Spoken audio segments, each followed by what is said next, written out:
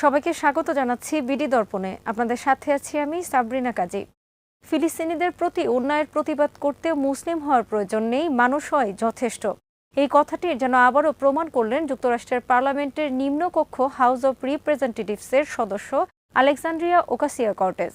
শুরু থেকে ইসরায়েলি আগ্রাসনের বিপক্ষে সোচ্চার এই মার্কিন এমপি গাজা উপত্যকায় এবারের যুদ্ধের সময়ও ফিলিস্তিনিদের পক্ষে অবস্থান নিয়েছেন। যুক্তরাষ্ট্রের প্রশাসনকে চাপ প্রয়োগ করেছেন যুদ্ধ বন্ধে, সামাজিক যোগাযোগ মাধ্যমে তুলে ধরেছেন ইসরায়েলের বর্বরতা আর ফিলিস্তিনিদের অধিকারের কথা। ধর্ম ও জাতীয় পরিচয়ের ঊর্ধ্বে উঠে অন্যায়কে অন্যায় হিসেবে দেখা এই সাহসী রাজনীতিকের জীবনের বিভিন্ন দিক নিয়ে আলোচনা করব আজ। প্রতিবেদনটি তৈরি করেছেন Ahmed Bayezid. The rights of Palestinians and Israelis alike that have been impacted by the fear and violence. ফিলিস্তিনের গাজা উপত্যকায় এবারের ইসরায়েলি হামলা শুরু থেকেই এর বিরুদ্ধে অবস্থান নিয়ে আলোচনায় আসেন আলেকজান্দ্রিয়া ওকাসিয়া-কর্টেজ। ইসরায়েলি বর্বরতার বিরুদ্ধে বিভিন্ন দেশ ও রাষ্ট্রনেতারা যখন নীরব, যুক্তরাষ্ট্রের ক্ষমতাসীন দলের এমপি হয়েও তিনি কোনো রাগঢাক না রেখেই ইসরায়েলের বর্বরতার বিরুদ্ধে অবস্থান নেন। Where the United States bombed its own territories, its own communities. মার্কিনীদের ডেমোক্র্যাট প্রেসিডেন্ট জো বাইডেন ইসরায়েলের পক্ষ নিতে এতটুকু দ্বিধা করেননি। যেখানে নির্বাচিত হওয়ার আগে জো বাইডেনকে ভাবা হচ্ছিল মুসলিম বিশ্বের প্রতি আগের প্রেসিডেন্টের চেয়ে সহানুভূতিশীল হবেন, কিন্তু তিনি সরাসরি গাজায় ইসরায়েলের হামলাকে আত্মরক্ষা হিসেবে দাবি করেন। যুক্তরাষ্ট্রের আরও অনেক রাজনীতিক, বিশ্বের বিভিন্ন দেশের আরও অনেক নেতাও একই ধরনের অবস্থান নেন, কিন্তু বাইডেনের দলের আইন প্রণেতা ওকাসিয়া-কর্টেজ সেই স্রোতে গা ভাসাননি। I could not help but wonder if our communities Gaza উপত্যকায় হামলা শুরুর পর গত 15 মে এক টুইটার পোস্টে ইসরায়েলকে বর্ণবাদী রাষ্ট্র হিসেবে আখ্যায়িত করেন। নিউ ইয়র্ক থেকে নির্বাচিত মার্কিন পার্লামেন্টের নিম্নকক্ষ হাউস অব রিপ্রেজেন্টেটিভের এই সদস্য বরাবরই ইসরায়েলের প্রতি যুক্তরাষ্ট্রে অন্যায্য সমর্থনের সমালোচক হিসেবে পরিচিত। তিনি জো বাইডেনের প্রশাসনকে আহ্বান জানান গাজা উপত্যকার উপর হামলা বন্ধে ব্যবস্থা নিতে। ইসরায়েলি হামলায় আল জাজিরা ও বার্তা সংস্থা এপির ভবন গুড়িয়ে দেওয়ার ভিডিও টুইটারে শেয়ার করে মার্কিন প্রশাসনের উদ্দেশ্যে কর্টেজ লিখেছেন, কোনো মুখপাত্র ঘটনা ভিন্ন খাতে প্রবাহিত করতে চেষ্টা করলেও আমার কিছু যায় আসে না। বাইডেন প্রশাসন যদি তাদের মিত্রদের থামাতে না পারে তাহলে কে পারবে? এরপর আরেক টুইটে তিনি ইসরায়েল সম্পর্কে লেখেন, বর্ণবাদী রাষ্ট্র কখনোই গণতান্ত্রিক হতে পারে না। members of this very body because of who they were. শুধু টুইটারে হামলা বন্ধের আহ্বান জানিয়েই থেমে থাকেননি এই ডেমোক্র্যাট এমপি। 3 দিন পর তার নেতৃত্বে ইসরায়েলের কাছে অস্ত্র বিক্রির প্রক্রিয়া বন্ধে একটি প্রস্তাব ওঠে মার্কিন পার্লামেন্টে। জো বাইডেনের প্রশাসন যুদ্ধের মধ্যে ইসরায়েলের কাছে 375 মিলিয়ন মার্কিন ডলারের গাইডেড মিসাইল বিক্রির যে প্রক্রিয়া চালাচ্ছে তা ঠেকাতেই প্রস্তাবটি তোলা হয়।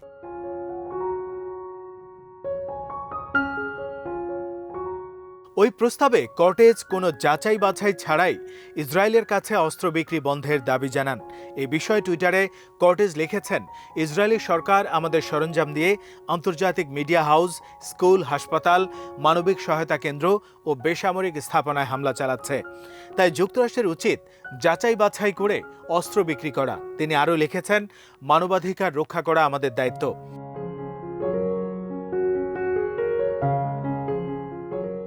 যুক্তরাষ্ট্রের রাজনীতির সাথে ইসরায়েল ইস্যুটি ওতপ্রোতভাবে জড়িত। মার্কিন পররাষ্ট্র নীতির সবচেয়ে গুরুত্বপূর্ণ একটি ইস্যু হচ্ছে ইসরায়েলকে নিরাপত্তা দেয়া। যুক্তরাষ্ট্র শুরু থেকেই ইসরায়েল নামক রাষ্ট্রটিকে টিকিয়ে রাখতে অঙ্গীকারাবদ্ধ, যে কারণে মার্কিন প্রশাসনে যারাই আসুক, তারা যে নীতি বা আদর্শের লোকই হোক না কেন, দেশটির ইসরায়েল নীতিতে কখনো পরিবর্তন আসে না। আবার অঘোষিত একটি রীতিও আছে দেশটিতে, সেটি হলো ইসরায়েল বিরোধী কেউ কখনো মার্কিন প্রশাসনের শীর্ষ পদগুলোতে আসতে পারে না। এমনকি দেশটিতে কেউ জাতীয় রাজনীতিতে এলে যে কোনো সাক্ষাৎকারে তার কাছে জানতে চাওয়া হয় ইসরায়েল বিষয়ে তার মনোভাব।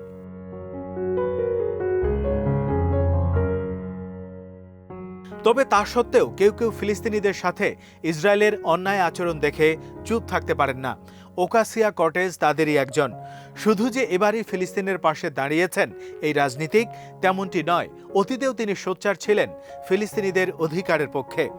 যদিও এসব অবস্থানের কারণে তাকে বহু সমালোচনা সইতে হয়েছে, কিন্তু কর্টেজ নিজের অবস্থানে অনড়। 2018 সালে জুন মাসে কর্টেজ পার্লামেন্টের নিম্নকক্ষ হাউস অব রিপ্রেজেন্টেটিভের নিউ ইয়র্কের 14 নম্বর কংগ্রেশনাল ডিস্ট্রিক্টে ডেমোক্রেট দলের মনোনয়ন লাভ করেন।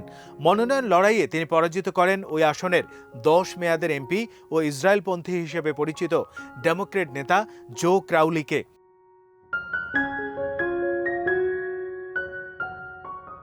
গাজা সীমান্তে ফিলিস্তিনিদের বিক্ষোভের ওপর ইসরায়েলের নৃশংসতার প্রতিবাদ করেন কর্টেজ। ইসরায়েলের হত্যাকাণ্ডকে গণহত্যা হিসেবে আখ্যায়িত করেন তিনি।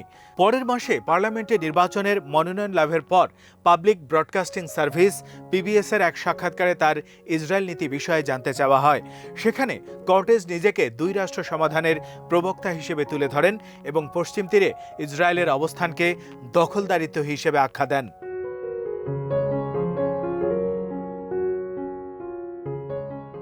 এ সময় যুক্তরাষ্ট্রের ইসরায়েলপন্থীরা তার সমালোচনায় মুখর হলেও কর্টেজ নিজের বক্তব্যে অনড় ছিলেন। নির্বাচিত হওয়ার পর 2019 সালের জুলাইয়ে মার্কিন পার্লামেন্টে ইসরায়েল বিরোধী বিডিএস মুভমেন্টের বিপক্ষে উত্থাপন করা একটি বিলের বিপক্ষে ভোট দিয়ে আবারও আলোচনার জন্ম দেন তিনি।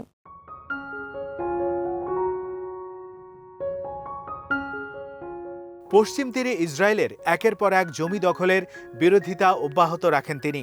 সে সময় ডোনাল্ড ট্রাম্প প্রশাসনের পররাষ্ট্রমন্ত্রী মাইক পম্পেওর কাছে এক চিঠিতে কর্টেজ লিখেছিলেন, যুক্তরাষ্ট্রের নাগরিকের ট্যাক্সের টাকা ইসরায়েলের জমি দখলের কাজে ব্যয় হওয়া ঠেকাতে তিনি আইন করার চেষ্টা করবেন। এই চিঠির বিষয়ে তখন তীব্র ক্ষোভ প্রকাশ করেন America Israel public affairs committee.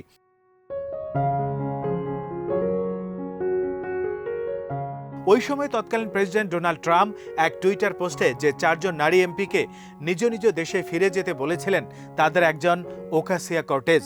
জন্মসূত্রে নিউ ইয়র্কের বাসিন্দা হলেও কর্টেজের পূর্বপুরুষের ভিটা ক্যারিবিয়ান অঞ্চলের মার্কিন যুক্তরাষ্ট্র নিয়ন্ত্রিত দ্বীপ পুয়ের্তো রিকো। বাবা ছিলেন স্থপতি। বিজ্ঞানের শিক্ষার্থী কর্টেজের ছাত্রজীবন থেকে ঝোঁক ছিল গবেষণায়। 2007 সালে স্নাতক শেষ করার বছরই ইন্টেল ইন্টারন্যাশনাল সায়েন্স ফেয়ারে মাইক্রোবায়োলজি ক্যাটাগরিতে দ্বিতীয় স্থান অর্জন করেন। ম্যাসাচুসেটস ইনস্টিটিউট অব টেকনোলজির লিঙ্কন ল্যাবরেটরি তার নাম অনুসারে মহাকাশের একটি গ্রহাণুর নামকরণ করে।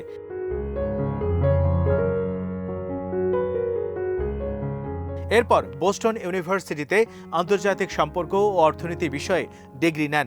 ছাত্র জীবনে সিনেটর টেড কেনেডির অফিসে ইন্টার্নি করেন কর্টেজ।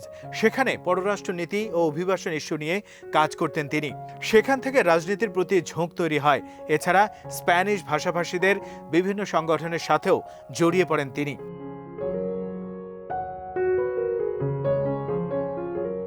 পড়ালেখা শেষ করে পেশা জীবনের প্রবেশের শুরুর সময়টা অবশ্য ভালো ছিল না কর্টেজের জন্য। বাবার মৃত্যুর পর পরিবার আর্থিক সংকটে পড়লে কিছুদিন রেস্টুরেন্টে ওয়েটার হিসেবে কাজ করেন তিনি।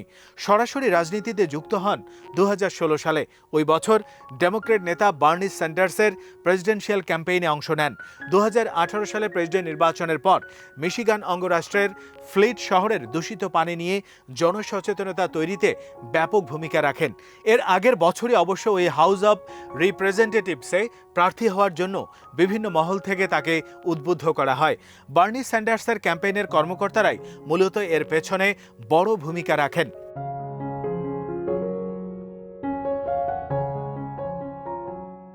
ওই আসনে 20 বছর ধরে নির্বাচিত হয়ে আসছিলেন ডেমোক্রেট ককাসের চেয়ারম্যান জো ক্রাউলি।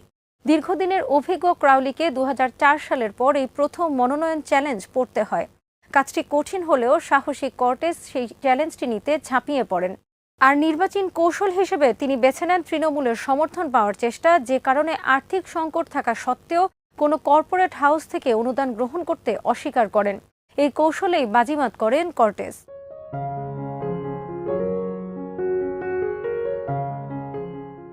নিউ ইয়র্কের মতো এলাকা থেকে অনভিজ্ঞ হলেও জায়গা করে নেন হাউস অব রিপ্রেজেন্টেটিভসে। মার্কিন কংগ্রেসের ইতিহাসে সবচেয়ে কম বয়সী নারী হিসেবে নির্বাচিত হন 29 বছর বয়সী কর্টেজ। পার্লামেন্টে যাওয়ার পর থেকেই বিভিন্ন জাতীয় ও আন্তর্জাতিক গুরুত্বপূর্ণ ইস্যুতে কথা বলতে শুরু করেন কর্টেজ। পাশাপাশি সামাজিক যোগাযোগ মাধ্যমে সক্রিয় হন। উদারপন্থী হিসেবে পরিচিত নতুন কংগ্রেস সদস্যদের নিয়ে গঠিত আনঅফিসিয়াল গ্রুপ দ্য স্কোয়াড গঠন করেন ইলহান ওমর, রাশিদা তালিব ও আয়ান্না প্রিসলিদের মতো নতুন এমপিদের নিয়ে।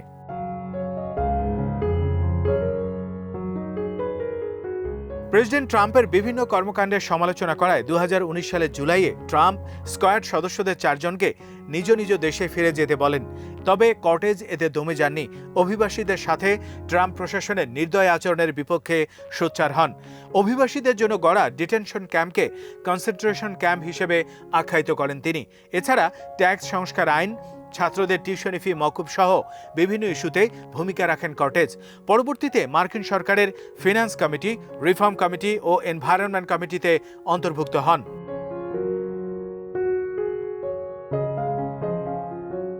আন্তর্জাতিক বিষয়ে ইসরায়েল ফিলিস্তিন ইস্যু ছাড়াও হংকংয়ের গণতন্ত্রপন্থী বিক্ষোভ, ইয়েমেন যুদ্ধসহ বিভিন্ন ইস্যুতেও ভূমিকা রাখার চেষ্টা করেছেন এই সাহসী রাজনীতিক। রোমান ক্যাথলিক ধর্মের অনুসারী ওকাসিয়া কর্টেজ ধর্মীয় ও জাতীয় পরিচয়ের ঊর্ধ্বে উঠে কথা বলেন ন্যায়ের পক্ষে, যে কারণে তার পরিবারের ইহুদি শেকড় থাকার পরেও ফিলিস্তিনিদের প্রতি অন্যায়ের প্রতিবাদ করেই চলছেন তিনি।